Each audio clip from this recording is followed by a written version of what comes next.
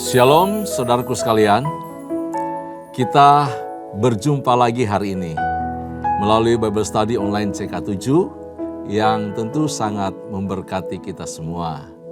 Nah, pembelajaran kita hari ini terdapat di dalam Mazmur pasal yang ke-101 dengan judul Nasar Seorang Raja. Bapak Ibu salam Tuhan, Mazmur ini adalah Mazmur Daud, menggambarkan jiwa seorang yang benar-benar berkenan di hadapan Allah. Seorang pemimpin yang memiliki integritas pribadi yang sangat kuat. Barangkali Mazmur ini ditulis ketika Daud baru mulai duduk di takhta untuk memerintah sebagai raja atas Israel. Nah, Daud itu bernasar kepada Tuhan untuk melakukan sesuatu jika Tuhan menyertai, jika Tuhan memberkati, jika Tuhan menggenapi janji kepada keluarganya, kepada dirinya, dan kepada Israel. Bapak salam Tuhan, demikian juga pengertian nasar. Banyak orang bertanya, apa itu nasar? Nasar bukan sekedar janji biasa.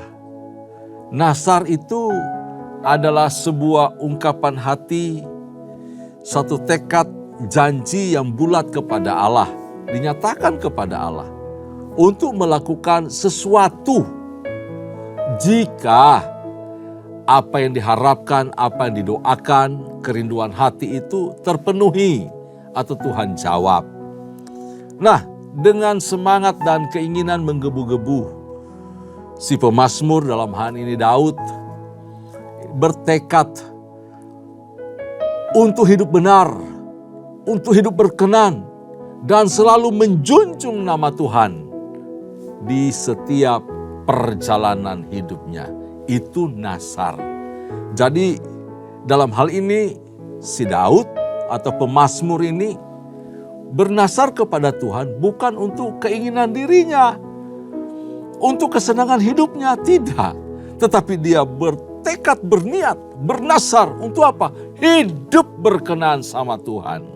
Itu nasarnya. Untuk hidup benar di hadapan Allah. Untuk terus mau menyanjung Tuhan. Memuliakan Tuhan sepanjang ia hidup. Itu suatu yang luar biasa. Ya, dalam seluruh tindakannya untuk menyenangkan Tuhan. Karenanya itu sebelum kita belajar dan mendapatkan makna rohani dari Mazmur 101 ini, saja kita semua untuk menyembah Tuhan, memuji Dia, sebab Dia Allah yang dahsyat, Allah yang luar biasa. Terima kasih Tuhan.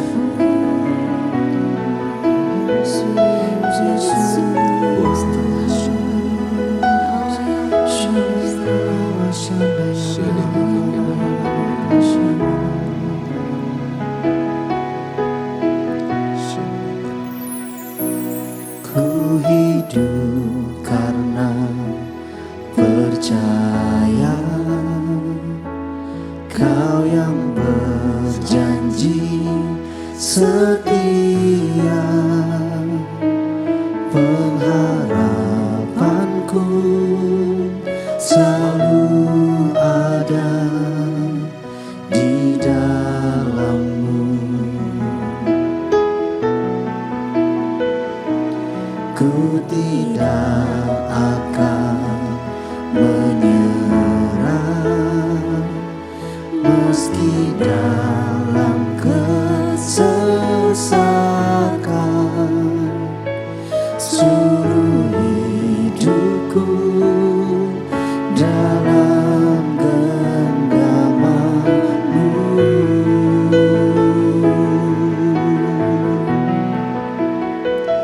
Aku punya Tuhan yang besar, yang telah berjanji dan sanggup menggenapi. Imanku bersepakat percaya kuasa-Nya. Ku terima sekarang kemenangan dari-Mu. Aku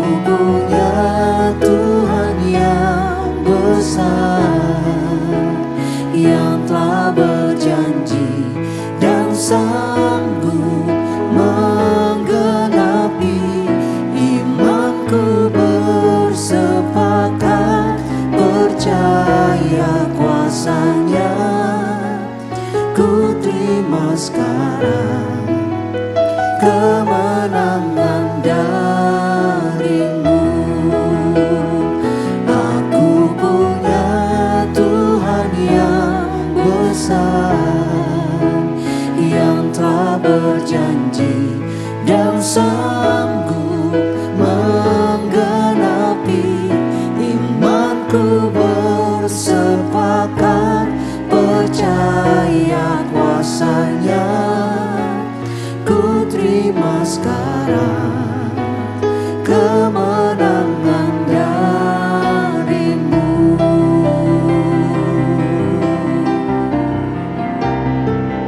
Aku punya Tuhan yang besar, yang telah berjanji dan sanggup menggenapi. Imanku bersepakat percaya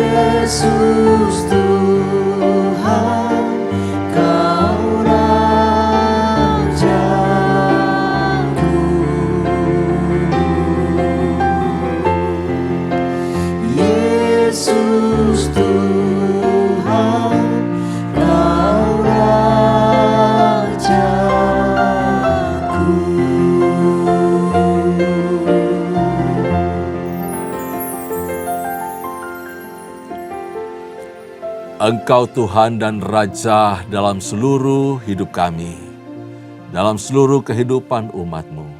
Terima kasih ya Tuhan, pujilah nama-Mu. Engkau mengatur seluruh hidup kami. Engkau yang menjadi Tuhan. Engkau yang bertahta dalam kehidupan kami. Terima kasih, bahkan hadir-Mu di tengah-tengah kami ketika kami belajar firman-Mu pada hari ini. Sungguh akan memberkati kami semua. Terima kasih ya Tuhan, terpuji-pujilah nama-Mu. Urapi hamba-Mu, urapi kami semua ketika kami belajar, ketika kami membaca, merenungkan, dan mengambil pelajaran berharga dari setiap perkataan firman-Mu, sehingga kami bertumbuh dalam iman pengharapan kasih kami kepada Kristus Tuhan dan Raja kami. Dalam nama Yesus, Allah yang hidup, kami mengucap syukur. Kami berdoa. Haleluya, haleluya, amin. Puji Tuhan. Mari Bapak Ibu kekasih dalam Tuhan, buka Alkitab kita di dalam Mazmur pasalnya yang ke-110. Mazmur 101. Ya, kemarin kita belajar Mazmur pasal 100. Dan hari ini kita belajar Mazmur pasal 101 mengenai Nasar, seorang raja. Di sini raja yang dimaksud adalah Daud sendiri. Jadi Mazmur Daud. Saya mau bacakan firman Tuhan ini buat kita semua. Dari ayat pertama langsung sampai ayat yang ke-8. Ya, sampai ayat yang ke-8. Demikian firman Tuhan. Aku hendak menyanyikan kasih setia dan keadilan. Aku hendak bermazmur bagimu, ya Tuhan. Aku hendak memperhatikan hidup yang tidak bercela. Kapankah engkau akan datang kepadaku? Aku hendak hidup dengan ketulusan hati di dalam rumahku. Mataku tidak ingin melihat perbuatan lalim, perbuatan yang menyeleweng aku benci. Aku tidak mendambakannya. Hati yang serong kubuang jauh-jauh. Aku tidak mau kenal kejahatan. Orang yang sembunyi-sembunyi mengumpat temannya, dia akan kubinasakan. Orang yang sombong dan tinggi hati, aku tidak suka. Mataku tertuju kepada orang yang setia di negeri, supaya mereka tinggal bersama aku. Orang yang hidup dengan cara yang tak bercelah, akan melayani aku. Orang yang melakukan tipu daya, tidak akan tinggal di dalam rumahku. Orang yang berbicara dusta tidak akan tegak di depan mataku. Setiap pagi akan kubinasakan semua orang fasik di negeri, supaya kulenyapkan dari kota Tuhan semua orang yang melakukan kejahatan. Bapak Ibu salam Tuhan, tidak hanya mengenai integritas seorang Daud, ya, integritas pribadinya yang luar biasa. Tetapi Mazmur ini juga menggambarkan jenis hati yang harus dimiliki oleh seorang raja Israel. Tapi saya kira bukan cuma milik seorang raja yang memimpin. Itu juga harusnya menjadi integritas yang dimiliki oleh semua orang percaya. Amin ya. Nah, apalagi seorang pemimpin harus punya integritas, punya hati yang luas seperti Daud ini. Karena itu Daud itu menjadi tolok ukur dari setiap raja-raja keturunan yang berganti-ganti tersebut memerintah atas Yehuda. Tolok ukur dalam standar kebenaran, kesalehan, ketaatan, hormat takut Tuhan, hobinya yang memuji menyembah Tuhan, gitu. Nah, seorang pemimpin harus punya hati seperti ini, integritas diri yang kuat.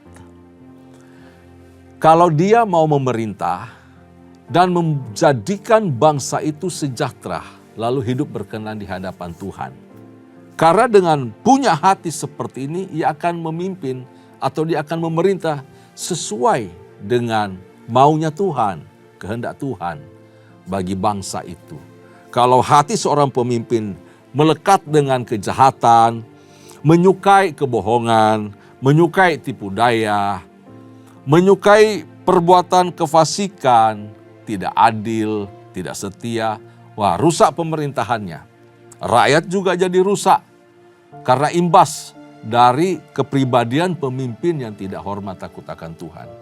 Nah, sikap-sikap dalam Mazmur ini juga sekali lagi harus dimiliki semua orang percaya, umat Tuhan, tak terkecuali kita ya yang sedang membaca, merenungkan firman ini.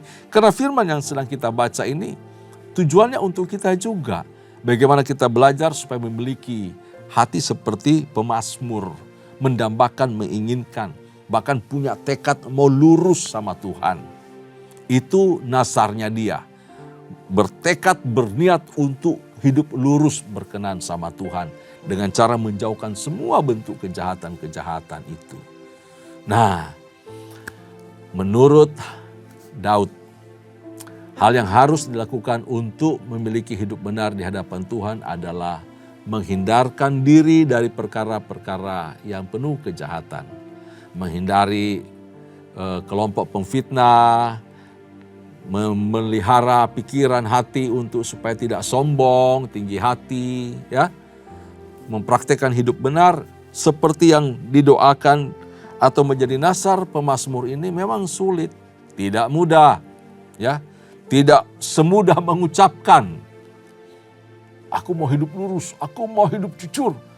Gampang ngomong, aku mau hidup adil, aku mau hidup benar. Gampang ngomong, berucap itu cepat. Karena pepatah mengatakan lidah tak bertulang. Jadi nggak bisa dikendalikan, susah mengaturnya. Tetapi untuk melakukan sesaat bisa. Tetapi untuk menjaga terus lurus, wah itu butuh satu komitmen, perjuangan dan anugerah Tuhan tentu saja. Anugerah Tuhan, kita minta kemurahan Tuhan, anugerah Tuhan, kuasa Allah memampukan kita. Betul. Nah, tidak hanya orang percaya, tidak hanya jemaat, tidak hanya umat Tuhan, terlebih para pemimpin-pemimpin, termasuk pemimpin-pemimpin di gereja, gembala kul, gembala di rumah nih, suami-suami harus punya kehidupan yang lurus seperti ini. Mau hidup benar. Dengan cara hidup benar inilah, maka keluarga kita, anak-anak kita juga akan dituntun ke jalan yang benar, mempraktikkan hidup yang benar. Gitu. Oke, Bapak Islam Tuhan, Daud itu menyadari akan sulitnya, beratnya, sukarnya untuk hidup lurus, hidup jujur, hidup benar, hidup setia, hidup adil, dan berkenan sama Tuhan. Karenanya itu di ayat yang kedua dia minta pertolongan Tuhan. Dia berdoa, dia minta Tuhan, aku hendak memperhatikan hidup yang tak bercela. Waduh, ini suatu yang sangat luar biasa urusan Tuhan. Untuk terus tak bercela, tak bercacat itu. Hidup benar di dalam moral, perilaku, tindakan, sikap hati. Itu punya perjuangan yang sangat-sangat sulit. Karenanya itu dia berdoa, dia minta kepada Tuhan. Dia tanya nih, kapankah engkau akan datang kepadaku? Aku hendak hidup dengan ketulusan hati di dalam rumahku. Daud minta sama Tuhan, minta pertolongan Tuhan. Kapan engkau datang kepadaku? Kapan engkau menolong aku? Kapan engkau membantu aku? Itu doanya. Kalau bahasa sederhananya begini, Tuhan, jujur aku mau hidup benar, hidup saleh. Aku mau hidup tak bercacat celah di hadapan-Mu. Tapi please tolong, beri aku kuasa. Beri aku kemampuan. Urapi aku. Roh Kudus mampukan aku. Gitu. Cuma dengan kuasa-Mu, dengan kemampuan, dengan hadir-Mu aku bisa hidup seperti yang Engkau inginkan. Hidup tak bercacat celah. Bapak Ibu salam Tuhan, dosa dari sekitar kita. Dosa bisa menguasai pikiran kita. Setiap waktu dia bisa menggoda kita untuk bisa jatuh terjerumus. Berbagai jenis, berbagai hal. Tipu daya iblis luar biasa, tipu daya dosa luar biasa. Ya. Cuma oleh karena anugerah Tuhan, kemampuan Allah, kuasa Allah yang bisa menaungi, menolong kita. Kalau kita berjalan tanpa disertai Tuhan, jatuh kita, hancur hidup kita.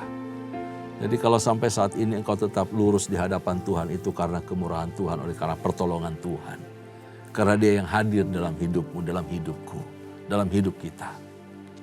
Nah, Bapak Ibu saudara Tuhan, dikatakan di sini, aku hendak hidup dengan ketulusan hati di dalam rumahku.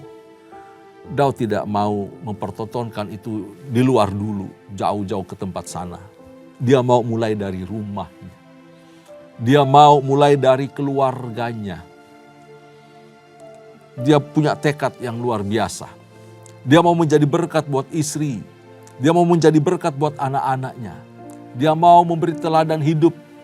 Walaupun kenyataannya setelah dia asik memerintah, menang-menang perang melulu, dia bisa lupa nasarnya ini. Dia menjadi pribadi salah satu raja yang gagal di dalam mengatur rumah tangganya. Dia jatuh juga di dalam dosa. Itu bukti bahwa sungguh-sungguh dia butuh Tuhan. Butuh kasih karunia Tuhan. Butuh pertolongan Tuhan. Daud yang begitu dekat, melekat dengan Tuhan saja bisa mengalami kondisi itu. Apalagi saya dan saudara kita semua. Sehingga ketika sampai saat ini jika kita belum jatuh, jika sampai saat ini kita masih bisa menjaga moralitas kita yang baik, yang luhur, yang mulia di hadapan Tuhan. Jika sampai saat ini keluarga kita baik-baik, semua oke. Itu karena anugerah Tuhan.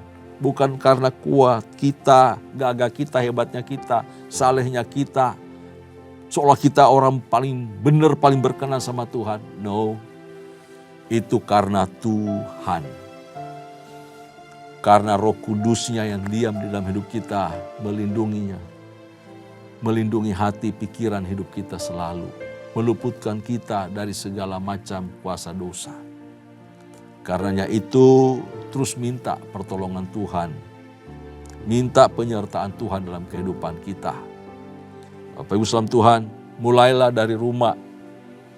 Dari keluarga kita, kepada anak-anak kita, keturunan kita, kelompok sel kita, ke kul kita, ke komunitas kecil kita, ke lingkungan, ke gereja, ke kota kita bahkan. Wow, jika kita hidup seperti ini, hidup lurus, benar, maka segala bentuk kefasikan, kejahatan akan sirna, akan tidak ada, tidak bisa hidup. Bapak Ibu saudara Tuhan. Daud membangun hidup yang tak bercelah. Dia berjuang untuk menjalani hidup benar di mata Tuhan. Dan hal itu tentu saja harus didasarkan pada kasih setia Tuhan. Kalau enggak ada pondasi kasih setia Tuhan, Daud tidak bisa buat apa-apa. Kita juga orang percaya tidak bisa buat apa-apa. Karena kasih setia Tuhan. Dengan kasih setia Tuhan itu, Tuhan berikan kita kuasa, kemampuan, anugerah, dan melimpah dengan segala kebaikan. Sekali lagi, karena kasih setia Tuhan. Kita tak bisa dengan kekuatan kita. Bagian kita adalah menjaga hati. Betul, kita jaga hati kita.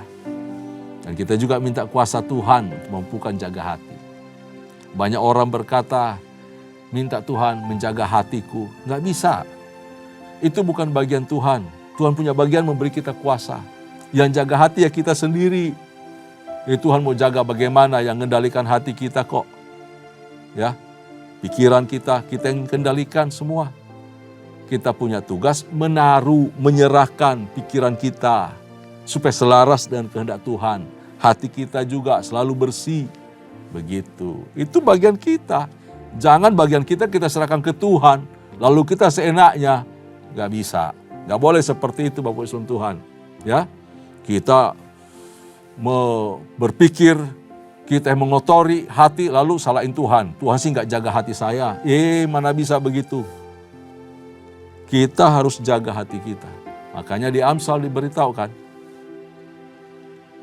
jagalah hatimu dengan segala kewaspadaan. Sebab dari situlah terpancar kehidupan. Jadi itu bukan tugasnya Tuhan, itu tugasnya kita, tugasnya saya dan saudara. Ya, jangan alihkan tugas kita kepada Tuhan, tidak bisa. Jadi bagian kita, jaga hati kita agar tetap lurus, agar tetap tulus, agar tetap bersih di hadapan Tuhan. Karena itu kasih setia Tuhan itu selalu dibarengi dengan keadilan atau hukumnya Tuhan. Dibarengi selalu, berjalan beriringan Bapak Islam Tuhan. Kasih keadilan Allah itu selalu berjalan beriringan. Bagi manusia itu sulit, tapi bagi Tuhan tiada yang mustahil. Hukum Allah pasti menemani kasihnya. Kasih setia pasti dijaga, dikawal oleh hukumnya. Gak bisa kasih setia berjalan lebih dulu, baru hukum belakangan. Gak ada disiplin ilahi nanti berlaku. Dan membuat Tuhan seolah jadi semena-mena. Tapi kalau kasih bersama keadilan berjalan serempak, kita akan merasakan dan bisa bergetar di hadapan Allah. Melihat kemurahannya yang besar, tapi juga kagum akan disiplinnya. Yang bisa berlaku kapan saja ketika kita serong, ketika kita menjauh, ketika kita berbuat dosa. Kasih itu mengawal hidup kita bersama dengan hukumnya, seiring berjalan. Dan itu berjumpa di kayu salib. Di atas salib Kristus, kasih dan keadilannya berlaku atas kehidupan kita. Untuk hal ini, Daud bernyanyi, Daud bermazmur bagi Tuhan dan mewariskannya bagi keluarganya. Ya, ada tekanan yang luar biasa di sini, supaya Daud itu mau mengatur keluarga untuk dia juga bisa menolong supaya seisi rumahnya itu benar di hadapan Allah dan mengasihi Tuhan. Sekalipun berikutnya rumah tangganya juga bermasalah Bapak Islam Tuhan. Tetapi namanya nasar, ada niat, kerinduan hati untuk supaya semua hidupnya, keluarganya, kota dan bangsanya itu hidup saleh, hidup benar di hadapan Tuhan. Oke, kita lanjutkan lagi. Bapak Islam Tuhan, di ayat yang ketiga, di ayat yang kelima, dan ayat yang ketujuh diberitahu di sana bahwa mataku tidak ingin melihat perbuatan lalim, segala perbuatan-perbuatan yang jahat. Daud itu bertekad untuk tidak melakukan kejahatan dan menjauhkan segala kelaliman dari matanya. Artinya apa? Bukan dia mau melakukan, tetapi bahkan perbuatan-perbuatan itu dia tidak mau lihat, tidak mau pandang, dan tidak tertarik dengan hal tersebut. Kalau boleh disingkirkan dari negeri, tidak boleh ada. Dia nggak suka semua perkara-perkara yang tidak baik, yang menyeleweng itu. Semua itu harus dibuang, termasuk hati yang serong harus dibuang. Tidak memperkaya diri. Nah, ini suatu yang luar biasa. Daud tidak mengambil kesempatan untuk memperkaya diri dengan jabatan sebagai raja, lalu mengeruk banyak hal dari masyarakat. Ini pribadi yang sangat sayang kepada masyarakat, kepada umat, kepada bangsanya. Pengalaman sebagai gembala domba yang menjaga, melindungi, merawat, itu terpancar juga ketika dia menjadi pemimpin, menjadi raja. Betapa dia mengayomi dan adil kepada masyarakat, kepada umat, kepada bangsa Israel. Dia sayang sekali bangsa Israel. Waktu dia melakukan sebuah kesalahan dengan menghitung jumlah penduduk Israel. Hal itu telah kita pelajari dalam kitab 2 Tawarik. Daud itu memohon sama Tuhan. Apa salahnya domba-domba gembalaan itu? Rakyat itu gak punya salah, aku yang salah. Biarlah aku yang menanggung. Waduh, hatinya luar biasa. Jangan timpahkan murkamu kepada domba-domba kepunyaanmu. biarkan murkamu itu turun atasku. Itu hati yang lembut, hati yang luar biasa. Hati yang mengasihi. Karena itu dia gak pernah mengambil untung dari umat, dari bangsa Israel. Dia mengasihi mereka. Raja Daud tidak juga mau berurusan dengan orang-orang yang penuh dengan kekejian, penuh kebencian, dendam. Dia gak suka. Karena apa? Dia pribadi yang suka mengampuni. Dia gak suka dengan hati yang cenderung jahat, yang menyimpan dendam kesumat, lalu menyingkirkan orang-orang yang suka mengkhianati temannya. Itu kerja yang kayak gitu dibuang sama Daud, disingkirkan. Ya, orang-orang yang punya kebencian itu dibuang. Orang yang suka cerita jelek temannya juga dibuang sama dia, gak boleh. Kenapa? Daud itu tidak mau hatinya terkontaminasi dengan mereka. Daud itu tidak mau dikotori.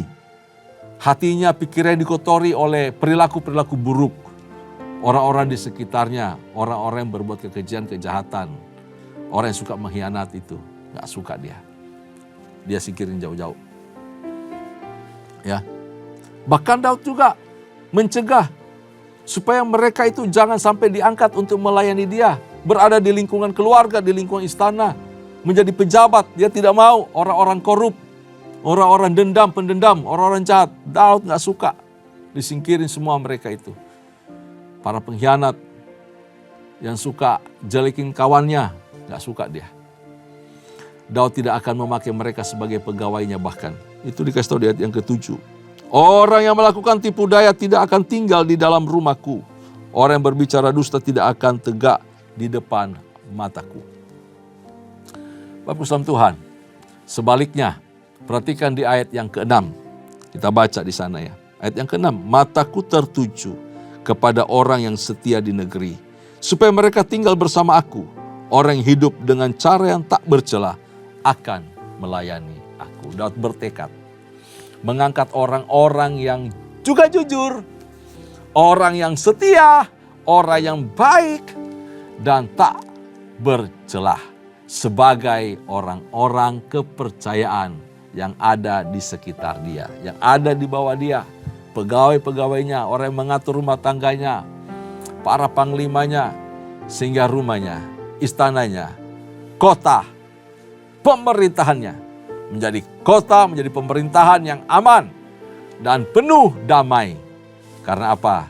Dihuni, dipimpin oleh orang-orang yang jujur, orang-orang yang saleh, orang-orang yang takut akan Tuhan, orang-orang yang benar, orang-orang yang hidup lurus dan tidak saling mengkhianati.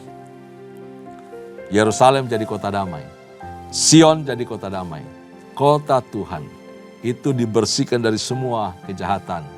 Jadi kota yang betul-betul kota kepunyaan Allah, tempat Allah berdiam dan memimpin umat Allah. Bapak Islam Tuhan, akan tiba saatnya ketika anak Daud, ketika Mesias, yaitu Yesus Kristus Tuhan juga, akan melenyapkan semua orang-orang yang melakukan segala bentuk kejahatan dari Yerusalem baru. Yerusalem baru tidak dihuni oleh orang-orang seperti tadi dikatakan, penuh kebencian, penuh iri hati, suka mengkhianat, dendam, melakukan kejahatan, hati yang menyimpang, hati yang serong. Tidak layak untuk hidup di Yerusalem baru, Bapak Islam Tuhan. Yerusalem baru itu bersih dari segala keduniawian, dari segala bentuk kejahatan. Karena itu penghuni Yerusalem baru, surga yang mulia, adalah betul-betul orang-orang yang ditebus oleh Kristus, yang telah bermandikan darah Kristus, yang hari lepas hari berjalan di dalam kebenaran, di dalam firman, hari lepas hari menjaga hidup kudus, hidup benar, dan berkenan sama Tuhan. Menjauhkan kebencian.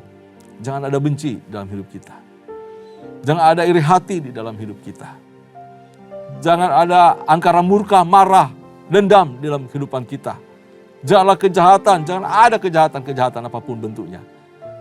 Segala bentuk kenajisan, kekotoran, jauhkan dari hidup kita. Supaya kita pantas dekat dengan Tuhan. Berdiam tinggal di kota Yerusalem baru, di surga yang mulia bersama Kristus Tuhan Raja kita. Itu harus menjadi bagian tekad kita. Tidak hanya Daud, Tuhan aku menjaga, aku hendak. Kita juga sekarang di tengah situasi yang sulit, kondisi yang berat, tantangan yang begitu sulit, godaan begitu banyak yang ingin menjatuhkan kita, merusak hidup kita. Kita harus bertekad, punya nasar di hadapan Allah. Aku mau jaga hati, aku mau jaga hidup, aku mau jaga iman, aku mau menjaga kasih kepada Allah dan kepada sesama. Aku mau menjaga keluargaku untuk hidup hormat takut akan Tuhan. Itu tekad kita, itu nasar kita kepada Allah. Supaya kita dikatakan sebagai orang-orang yang berkenan di hadapan Allah. Hidup benar, hidup kudus, dan memuliakan Tuhan. Maka saya percaya kita adalah warga kerajaan sorga. Kita adalah orang-orang kepercayaan Kristus. Kita adalah orang-orang sahabat Allah. Kita adalah orang-orang duta kerajaan Allah. Sejak saat ini bahkan layak tinggal bersama Kristus untuk selama-lamanya. Seperti Daud, mari niatkan hatimu untuk hidup berkenan sama Tuhan. Bawa nasarmu kepada Allah, bukan untuk kepentingan dirimu, tapi untuk kepentingan Tuhan. Supaya namanya dipermuliakan di dalam kehidupan kita. Amin. Tuhan Yesus memberkati kita semua. Tundukkan kepala, kita berdoa. Kami mengucap syukur untuk anugerah-Mu Tuhan dalam kehidupan kami. Mampukan kami untuk hidup benar, hidup kudus, berkenan di hadapan-Mu. Roh Kudus, kami serahkan hidup kami dalam tangan kasih-Mu. Tuntun kami, sertai kami, mampukan kami dengan kuat kuasa-Mu untuk terus hidup benar dan berkenan di hadapan Allah. Semua kami umat-Mu pada hari ini, berkati, urapi, sertai kami. Dalam nama Yesus, kami mengucap syukur, terima kasih buat firman-Mu. Haleluya, haleluya. Kekasih-kekasih Tuhan, mari arahkan hatimu di hadapan Allah. Terimalah anugerah serta berkat yang melimpah dari Allah Bapa, kasih sayang di dalam Kristus Yesus Tuhan kita, serta persekutuan yang manis dengan Allah Roh Kudus menyertai kita mulai hari ini sampai parusia Tuhan datang pada kali yang kedua, bahkan sampai selama-lamanya. Setiap kita yang percaya dan diberkati sama-sama katakan amin, amin, amin. Tuhan Yesus memberkati kita semua. Shalom.